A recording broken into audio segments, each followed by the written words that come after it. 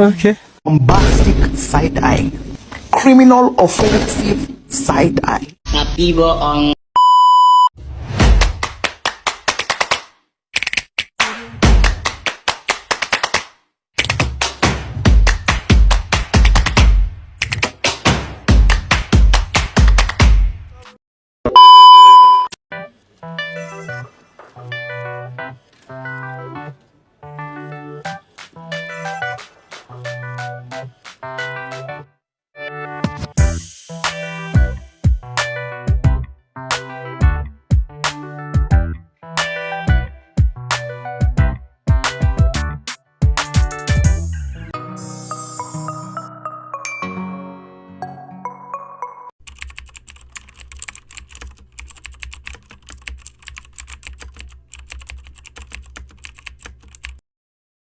Halo guys, jadi di sini saya akan membahas tentang implementasi strategi bisnis yang paling efektif. Tujuan dan alasan keberadaan suatu bisnis adalah hal prinsip yang harus dipegang teguh oleh seorang pebisnis. Keduanya memiliki visi dan memiliki value dari sebuah perusahaan. Karakter sebuah perusahaan dapat terlihat dari tujuan dan alasan keberadaan perusahaan tersebut. Bersama dengan itu, ada misi yang bersikap adaptif. Itu dapat berubah sesuai dengan perubahan lingkungan, teknologi, dan ekonomi. Untuk membangun perusahaan yang baik, Anda harus menetapkan visi dan misi perusahaan. Namun, seiring perkembangan bisnis yang pesat, kedua hal tersebut tidaklah cukup. Ada satu komponen lagi yang harus ada untuk membuat perusahaan Anda lebih kuat. Apa sih itu? Yaitu implementasi strategi bisnis, teman-teman. Selanjutnya di sini saya mau ngebahas implementasi bisnis. Implementasi bisnis adalah tahapan manajemen strategis yang terdiri dari kemampuan manajerial, administratif, dan persuasif dalam sebuah tindakan. Di dalamnya terdapat proses di mana rencana strategis dan kebijakan dituangkan ke dalam tindakan, seperti pengembangan program, anggaran, dan prosedur. Dan itu bertujuan untuk memperkuat bisnis Anda. Setelah memiliki tujuan strategis, perusahaan harus melakukan langkah-langkah detail yang mencakup beberapa hal, yaitu yang pertama, perusahaan harus membuat rumusan strategi yang berorientasi pada pengembangan bisnis di masa depan. Rumusan strategi harus beriringan dengan visi yang sudah ditetapkan pada saat mendirikan perusahaan. Yang kedua, perusahaan harus mengutamakan kepuasan pelanggan. Kepuasan pelanggan menjadi salah satu prioritas signifikan dalam merumuskan rencana strategis. Hal tersebut bertujuan untuk menghasilkan keuntungan dari menjaga pelanggan yang lama yang loyal dan mendapatkan pelanggan yang baru. Yang ketiga, perusahaan harus memikirkan bagaimana rencana untuk menghadapi persaingan dengan kompetitor. Siapkan pula rencana untuk mengantisipasi persaingan jangka pendek, menengah, dan panjang, apabila bidang usaha yang digeluti cukup populer. Yang keempat, perusahaan harus mengantisipasi perubahan kondisi pasar. Kondisi pasar mampu mempengaruhi kinerja dan prestasi perusahaan. Hal-hal yang mungkin muncul di dalam pasar adalah adanya persaingan baru, inflasi, hingga kejadian-kejadian tak terduga, seperti bencana alam atau kelalaian manusia. Rumusan strategi harus mengakomodir ide agar dapat membantu perusahaan tetap bekerja optimal dan bertahan dalam kondisi-kondisi tersebut. Harus mengutamakan kepuasan pelanggan. Dan yang terakhir, perusahaan harus mengelola setiap bagian fungsional dan mengembangkan kapabilitas bisnisnya. Perusahaan memiliki komponen fungsional yang bermacam-macam. Terdapat berbagai divisi seperti administrasi, keuangan, pemasaran, teknis, hingga SDM. Semua bagian ini mempunyai peran yang berbeda satu sama lain. Namun dapat menunjang kesuksesan perusahaan apabila semua bagian bersinergi dengan baik. Kompetisi yang berbeda-beda di masing-masing bagian juga harus dikembangkan oleh perusahaan, agar perusahaannya semakin kuat dan mampu menjalankan implementasi strategi bisnis yang baik. Nah, selanjutnya yaitu cara mengimplementasikan strategi bisnis yang paling efektif. Yang pertama yaitu analis lingkungan eksternal dan internal. Maksudnya gimana nih? Analis lingkungan eksternal seperti analis pasar, komunitas, kompetitor, supplier, kebijakan pemerintah baik makro maupun mikro, serta mengidentifikasikan arah tren dalam bidang teknologi, sosial, politik, ekonomi, budaya, pertahanan, dan keamanan. Sedangkan analis lingkungan internal meliputi kemampuan SDM, suasana lingkungan kerja, aset penunjang, dan modal lainnya. Yang kedua yaitu lakukan analis SWOT dan STP, seperti identifikasi strength, kekuatan, weakness, kelemahan, opportunity, peluang, dan threat, ancaman.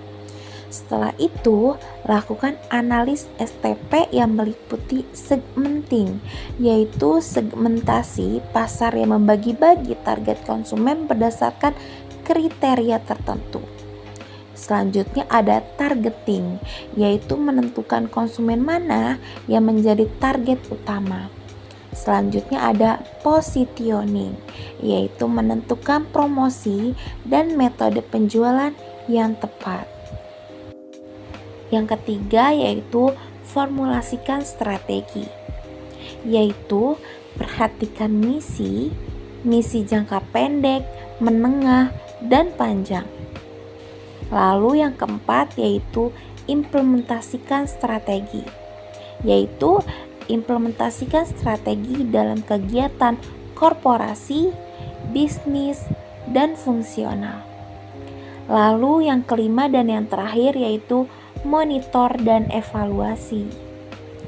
Awasi seluruh aktivitas perusahaan apakah telah berjalan sesuai rencana strategis dalam kurun waktu tertentu, baik mingguan, bulanan, dan tahunan, agar jika terdapat penyimpangan dapat segera diperbaiki, teman-teman.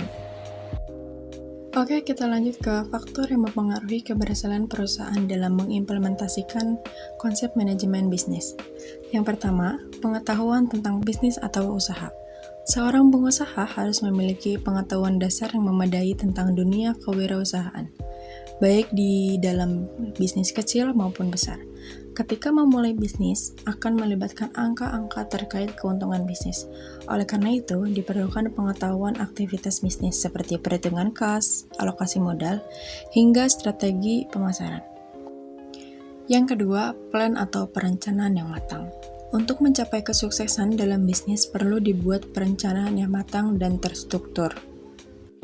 Yang ketiga, fasilitas perusahaan. Faktor ini mencakup lokasi, infrastruktur, dan fasilitas yang dibutuhkan untuk menjalankan bisnis. Fasilitas yang memadai akan membantu perusahaan dalam menjalankan operasinya dengan lebih efektif dan efisien. Yang keempat, sumber daya manusia. Meliputi pegawai, karyawan, atau tenaga kerja yang berdaya menjadi unsur penting dalam pengelolaan kegiatan usaha. Selanjutnya yang kelima ada modal. Modal merupakan faktor penting dalam menjalankan bisnis.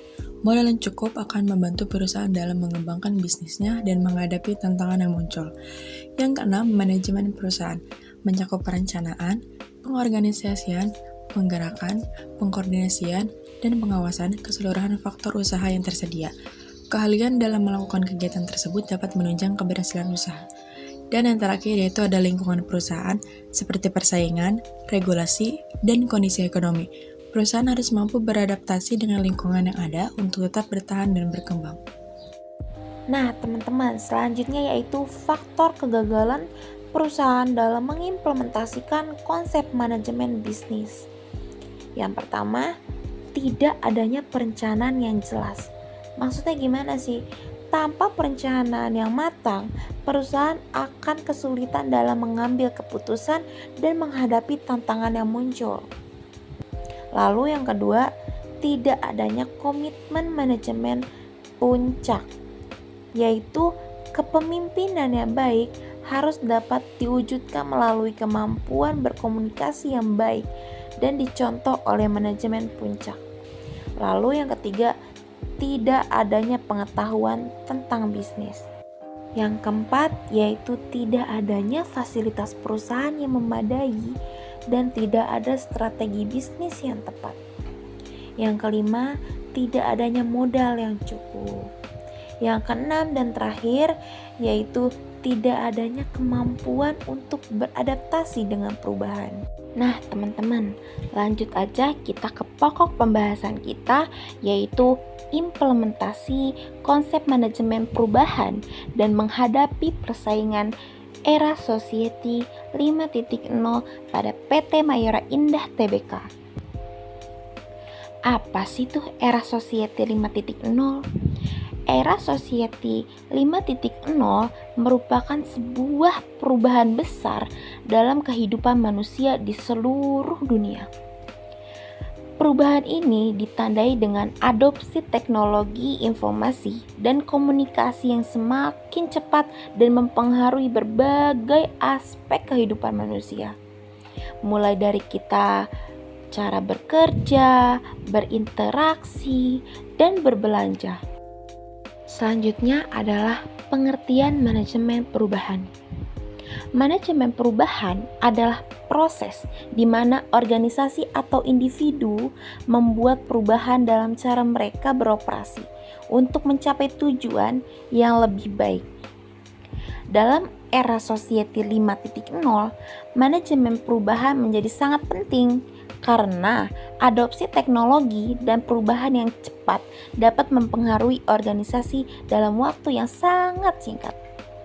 Oleh karena itu, organisasi harus memastikan bahwa mereka siap untuk menghadapi perubahan yang akan terjadi dan mampu menyesuaikan diri dengan cepat. Salah satu aspek penting dari manajemen perubahan adalah memastikan bahwa karyawan dan anggota organisasi dapat beradaptasi dengan perubahan yang terjadi.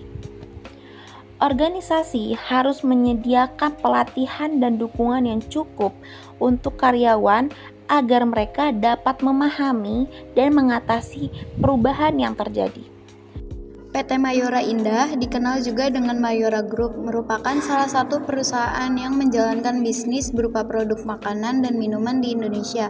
Produknya antara lain ialah berupa permen, wafer, biskuit, mie instan, kopi, dan minuman lainnya. Pabrik pertama PT Mayora pada tanggal 17 Februari 1977 di Tangerang, namun baru tercatat sebagai perusahaan pabrik oleh Bursa Efek Jakarta pada tanggal 14 Juli 1990. Target market dari PT Mayora pada awalnya dikhususkan untuk konsumen wilayah ASEAN.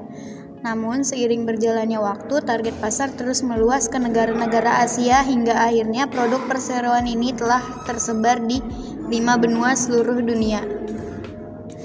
PT Mayora Indah meraih penghargaan nasional maupun internasional. Di antaranya, yang pertama ada Top 5 Best Managed Companies in Indonesia dari Asia Money. Yang kedua, Top 100 Exporter Companies in Indonesia dari majalah SWA. Yang ketiga, Top 100 Public Listed Companies dari majalah Investor Indonesia.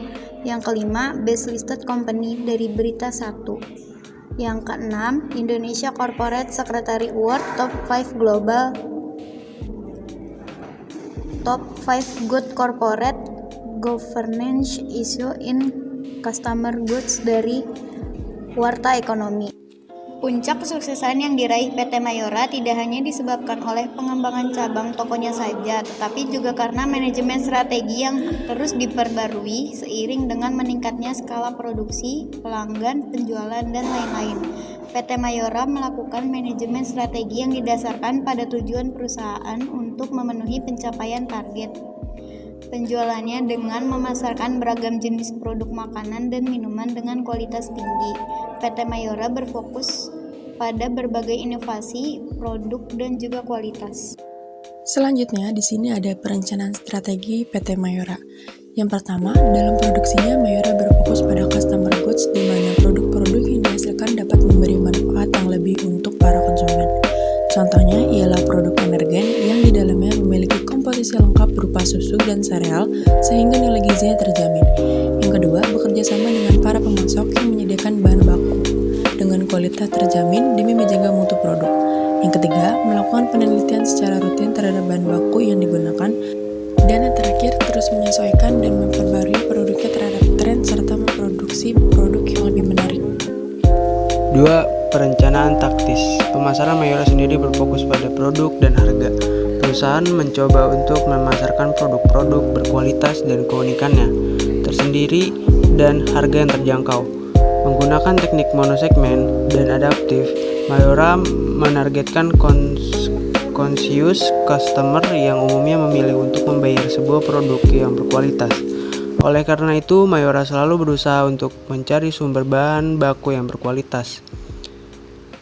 Memaksimalkan pemasaran dengan menggunakan saluran komunikasi seperti media cetak, iklan, event promosi, public relation, maupun pemasaran secara langsung. Mayora menerapkan teknik pemasaran secara efektif. Contohnya ialah iklan Beng-Beng yang target pasarnya lebih terkhusus untuk remaja.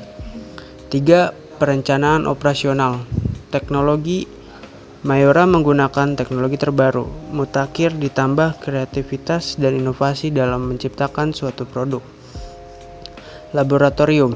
Perusahaan ini mempunyai lab khusus guna melakukan research atau penelitian dan bereksperimen dalam merealisasikan inovasi baru. Analisis SWOT pada PT Mayora Indah Tbk yaitu ada strength, weakness, opportunities, dan threat. Yang pertama adalah strength atau kekuatan. Teknologi terbaru dan mutakhir. Contohnya, saat memproduksi permen, PT Mayora menggunakan teknologi mesin berupa mesin Bosch buatan Italia dan Japan Automatic Machine buatan Jepang. Jaringan distribusi PT Mayora tergolong kuat dan luas. PT Mayora ditetapkan sebagai perusahaan go public oleh Bursa Jakarta sejak tahun 1990. Perusahaan mempunyai pengelolaan finansial yang sangat baik dan stabil. Yang kedua, ada kelemahan. PT Mayora kurang melakukan promosi secara online, masih menggunakan bahan baku impor dari luar negeri, dan biaya periklanan yang semakin tinggi. Yang ketiga, ada peluang. Masih terdapat pasar dalam negeri dan pasar internasional yang saat ini belum tergarap, inovasi baru diciptakan, gaya hidup masyarakat cenderung menyukai produk instan, dan terakhir, jumlah penduduk yang semakin meningkat. Yang keempat, ada ancaman.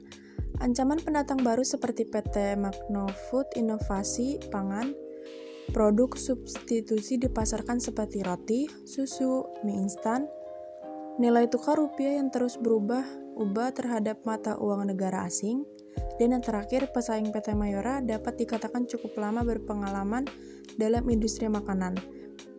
Kesimpulan, PT Mayora adalah salah satu perusahaan di industri bidang consumer goods yang menjadi market leader di Indonesia. Perusahaan ini menggunakan manajemen strategis dengan membuat promo, menghasilkan produk dengan kualitas dan mutu yang terjamin, menciptakan berbagai inovasi baru pada produk-produknya, melakukan pendekatan dengan konsumen melalui berbagai promosi dan pemasaran yang menarik. Pernyataan visi, misi dan nilai mereka sangat penting dan berhubungan dengan target pemasaran. Akan tetapi Mayora harus tetap memperhatikan kompetitor mereka untuk menjaga para konsumen agar tidak beralih ke produk lain. Analisis SWOT yang telah dijabarkan dapat menjadi acuan dan indikator untuk Mayora dalam menjaga kredibilitas saat mengelola bisnis mereka. Pilihan strategis dan organisasi lingkungan yang harus dipikirkan dengan matang demi kemajuan perusahaan. Baik, selanjutnya saya akan membahas tentang analisis penyebab kebangkrutan pada produk Nokia. Sebelumnya saya akan menjelaskan tentang sejarah Nokia. Nokia adalah perusahaan asal Finlandia yang sempat menjadi perusahaan telekomunikasi terbesar di Finlandia dan di dunia. Pada tahun 1865, Fredrik Idesta mendirikan perusahaan penggilingan kayu yang bernama Nokia. Kata Nokia diambil dari nama sebuah komunitas Finlandia Selatan. Nokia berhasil menghasilkan produk telekomunikasi yang dapat diterima di pasar seperti HLR, MSC, BSC, RNC, dan lain-lain. Kesuksesan Nokia tidak diperoleh dengan instan, melainkan melalui proses trial dan error yang panjang. Nokia melakukan kesalahan dan belajar dari kesalahan. sehingga mampu menghasilkan inovasi yang berhasil membuat mereka merajai pasar telepon genggam selama 14 tahun sebelum tatahnya direbut oleh Samsung. Selanjutnya saya akan menjelaskan tentang pengertian dari Nokia Corporation. Nokia Corporation adalah perusahaan terbatas terbuka yang tercatat di bursa saham Helsinki, Frankfurt, dan New York, memainkan peran yang sangat besar dalam perekonomian Finlandia. Terhitung sekitar 1/3 dari kapitalisasi pasar dari Bursa Efek Helsinki pada tahun 2007. Di tahun 2010, Nokia menawarkan layanan internet seperti aplikasi, game, musik, peta, media, dan pesan melalui platform OVI-nya. Jaringan telekomunikasi peralatan melalui Nokia Siemens New York, dan informasi peta gratis melalui Navteq, yaitu anak perusahaannya. Kebangkrutan Nokia. Perjalanan Nokia sebagai sebuah bisnis tergolong amat dramatis. Dari vendor ponsel yang merajai dunia dekade 1990-an, siapa sangka kini Nokia memasuki masa genting. Perusahaan produsen ponsel asal Finlandia ini terus kehabisan uang kas, waktu, dan pilihan demi bertahan dalam ganasnya persaingan dunia bisnis. Nokia mengumumkan pemecatan 10.000 orang pekerjanya di seluruh dunia, menutup pabriknya, dan melakukan divestasi dengan menggarap vertu bisnis ponsel dengan segmen eksklusif dan mewah. Persaingan dengan pemain seperti Apple, Samsung, dan Google tak pelak menjadi alasan lesunya bisnis Nokia. Nokia juga menutup 2 kantor di Cina dan merumahkan karyawannya. Aksi ini dilakukan sebagian upaya perusahaan untuk menata ulang operasionalnya di pasar. Mungkin ini juga akibat menurunnya jumlah produksi akibat persaingan permintaan pasar produsen lain. Isu utama yang dihadapi Nokia kini ialah kas. Meskipun sudah secara ekstrim mengurangi pengeluaran di berbagai pos, Nokia masih harus membutuhkan dana untuk melakukannya. Jika keadaan Nokia terus memburuk, maka posisi perusahaan Nokia yang berdiri tahun 1865 bisa jadi gulung tikar. Selanjutnya di sini ada masalah-masalah yang dialami oleh perusahaan Nokia. Yang pertama, memasuki tahun 2011, Nokia mengalami penurunan penjualan. Yang semula Nokia mampu menjual 108 juta unit telepon genggam, kini hanya 71 juta unit. Tahun 2012, Nokia mengalami kerugian bersih sekitar 11 triliun. Yang kedua, selama 5 tahun terakhir, harga saham Nokia dinyatakan jatuh hampir 90%.